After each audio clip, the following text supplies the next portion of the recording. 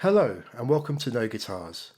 In this video I'm going to show you how to set up sidechain compression in such a way that it will create a pumping or ducking effect on a synth pad track. This video is a companion piece to a tutorial article published on the No Guitars website. I'll put a link to that article in the description.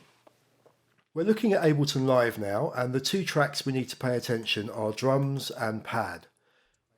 I have a simple drum pattern set up here and a simple pad on track 2.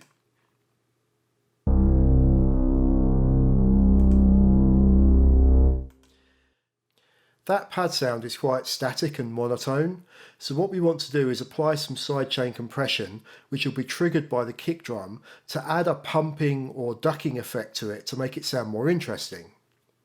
The first step to setting up the sidechain compression is applying a compressor to the pad's track. In Ableton, that's just a case of dragging and dropping. Now, it's important to remember that when you're setting up sidechain compression, the compressor always goes on the target track, not the source track. The next step is to click this expansion arrow, which shows us the sidechain option, which we're going to turn on.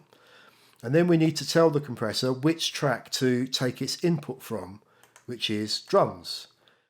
This reveals a second drop-down menu, which allows us to select the specific drum that we want to trigger the compressor, which in this case is the kick drum. Now that we have the compressor correctly set up, we can play the two tracks together and see how it sounds.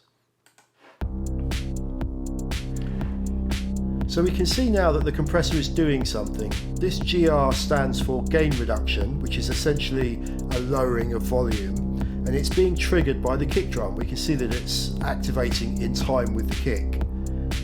And if we listen to the pad, we can hear that there is a subtle pumping or ducking effect being applied to it.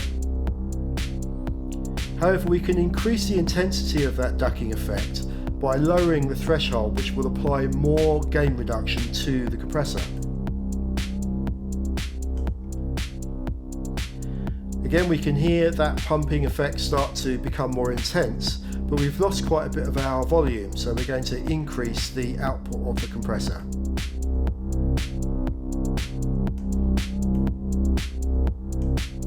We now have quite an intense pumping effect, which is exactly what we were looking for. The pad sounds a lot more interesting now.